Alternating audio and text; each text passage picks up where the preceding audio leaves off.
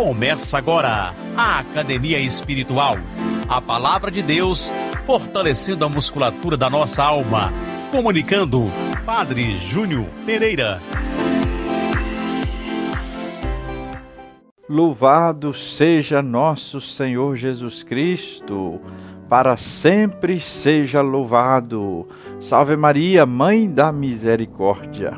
Estamos chegando nesta segunda-feira, dia 9 de agosto, com a nossa Academia Espiritual. Hoje é segunda-feira da 19ª semana do Tempo Comum e o Evangelho é de Mateus, no capítulo 17, versículos 22 a 27. Proclamação do Evangelho de Jesus Cristo segundo Mateus. Naquele tempo, quando Jesus e os seus discípulos estavam reunidos na Galileia, ele lhes disse: O Filho do Homem vai ser entregue nas mãos dos homens. Eles o matarão, mas no terceiro dia ele ressuscitará. E os discípulos ficaram muito tristes. Quando chegaram a Cafarnaum, os cobradores do imposto do templo aproximaram-se de Pedro e perguntaram: O vosso mestre não paga o imposto do templo? Pedro respondeu: Sim, paga. Ao entrar em casa, Jesus adiantou-se e perguntou: Simão, que te parece? Os reis da terra cobram impostos ou taxas de quem? Dos filhos ou dos estranhos? Pedro respondeu: Dos estranhos. Então Jesus disse: Logo os filhos são livres. Mas para não escandalizar essa gente, vai ao mar, lança o anzol e abre a boca do primeiro peixe que tu pescares. Ali tu encontrarás uma moeda. Pega então a moeda e vai entregá-la a eles por mim e por ti. Palavra da salvação. Glória a vós, Senhor. Queridos irmãos, queridas irmãs, o Evangelho de hoje contém duas partes e são distintas. Não tem muito a ver uma com outra, a não ser a passagem mesmo. Jesus está indo para Cafarnaum e ainda na Galileia com os discípulos, então ele fala sobre sua morte, faz um anúncio chamado Anúncio da Paixão. E o evangelista registra que os discípulos ficaram muito tristes. Claro, é que mesmo sem entenderem todo o contexto, ouvir Jesus falar que iria morrer, queria ser entregue, queria morrer, deixaria, sem sombra de dúvida, os discípulos tristes. Quem não ficaria triste em perder aquele amigo, aquele companheiro que ensinava, aquele mestre, não é? Então, esse é o primeiro registro, a primeira parte do Evangelho de hoje. Agora nós temos uma segunda parte, um pouco meio assim, pode parecer, para que isso? Para que o evangelista quis registrar esse episódio? Então, mas é interessante porque é preciso observar que somente São Mateus registra isso. E São Mateus o que era? Um cobrador de imposto. Justamente ele registra esse episódio de que os cobradores de impostos do templo fazem uma pergunta, um questionamento a São Pedro a respeito de Jesus, se ele pagava ou não o imposto do templo. Esse imposto era obrigatório para todo judeu que tivesse mais de 20 anos. Tinha que pagar 2 dracmas por ano. Era um imposto anual. Então, São Pedro já nos dá uma resposta que não é mentirosa, né? Com certeza, São Pedro fala porque ele já sabia, disse que o Senhor já devia fazer, né? Quando perguntou, paga ou não paga? Ele falou, paga sim, né? E aí Jesus, então, depois vai discutir com São Pedro sobre isso. Mas é interessante a gente observar o seguinte, que Jesus tinha consciência de que ele estava dispensado de pagar esse imposto. Afinal de contas, o imposto não era para o templo de Deus. Jesus era Deus, o Filho de Deus. Então, o filho do dono não tem que pagar imposto, né? Mas ele se submete, como se submeteu ao batismo, porque assumiu a nossa humanidade. Então, ele se submete ao pagamento desse imposto por um motivo pastoral, para não causar escândalo, para não causar fechamento nos corações. No fundo, Jesus, como em outras passagens vemos, ele veio para quem? Para os pecadores.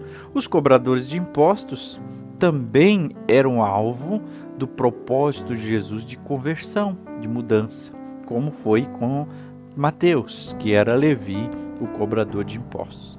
Então, Jesus não quer criar uma resistência nesses cobradores de impostos para que depois eles não estejam abertos a acolher a mensagem que Jesus tem, o convite de vida e salvação que ele oferece. Então, é nesse sentido que nós entendemos o porquê que Jesus paga e o motivo porque São Mateus, sendo um cobrador de impostos, fez questão de registrar esse acontecimento. Essa conduta de Jesus faz-nos pensar na atitude de prudência. Jesus é prudente para não escandalizar quem ainda não estava preparado para entender aquele gesto de liberdade dele. Ele tinha plena consciência que ele não tinha obrigação, mas tinha muita gente que não teria condição de perceber isso. Então Jesus, com sua liberdade, ele não provoca escândalo, né? Ele não põe dificuldade, né? Só que com São Pedro ele vai discutir sobre o assunto, para mostrar, para ajudar Pedro a perceber justamente essa liberdade que ele tem, né? Um detalhe ainda mais nesse texto é que é o único milagre que Jesus fez em seu favor, para suprir uma necessidade pessoal, não é?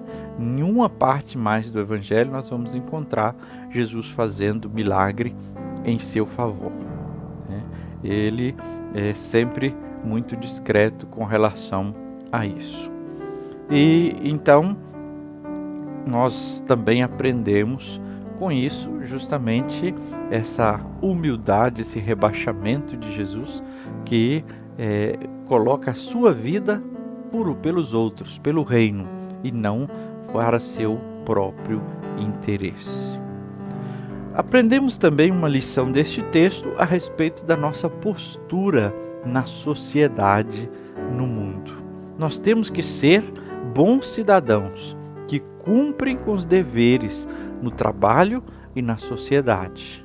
Não é porque nós somos cristãos e porque Jesus é Deus, eu sou do reino de Deus e tudo, que eu não vou assumir as minhas responsabilidades nesta terra, né? Como bom cidadão, eu tenho que cumprir os meus deveres no trabalho, na sociedade, na família, onde quer que eu estiver. E assim podemos tirar então a lição em 3 ideias, com relação ao apelo, qual a condição e a advertência que este Evangelho nos faz. O apelo é: a liberdade dos filhos de Deus é caminho para a vida. Mas a condição de se viver essa liberdade é não causar escândalo. Não é só porque eu tenho essa liberdade como filho de Deus que eu vou fazer o que bem entendo. E a advertência: nós somos cidadãos do céu, mas estamos peregrinando aqui na terra. Estamos de passagem, mas temos as responsabilidades aqui nessa passagem pela terra. E vamos agora à nossa academia espiritual. A palavra de Deus fortalecendo a musculatura da nossa alma. O primeiro passo, nós nos colocamos na presença de Deus. Invocamos o Espírito Santo, pedimos a sua luz e os seus dons. E aí pode-se fazer um momento de silêncio, um silêncio amoroso na presença de Deus. Uma canção também pode ser ouvida e ajuda, ou cantada, que ajuda nesse silêncio, nessa sintonia com o coração de Deus. Segundo passo, o momento do aquecimento da palavra de Deus nessa nossa academia espiritual. E aí a reflexão que somos chamados a fazer. Como tenho me comportado como cristão na vida, na sociedade? E como minhas ações colaboram para que Deus seja acolhido nos corações ou destroem ou dificultam essa acolhida de Deus no coração das pessoas? Terceiro passo, o treinamento. Hoje convido você a tomar um crucifixo, seja nas mãos ou se colocar diante de um crucifixo. E aí contemplar nosso Senhor pregado na cruz, na sua paixão. Paixão que Ele realizou para dar sua vida por nós. Quem sabe, diante do crucifixo, ao menos um mistério do texto da Divina Misericórdia você possa rezar hoje. Se puder rezar todo o texto, contemplando o crucifixo, melhor ainda. Que o Senhor te abençoe e te guarde. Que Ele esteja acima para abençoar, atrás para guardar, à frente para guiar, ao lado para acompanhar. Que Ele volte o seu rosto e dê sua paz e sua bênção. Que ela desça abundantemente, em nome do Pai, e do Filho, e do Espírito Santo. Amém.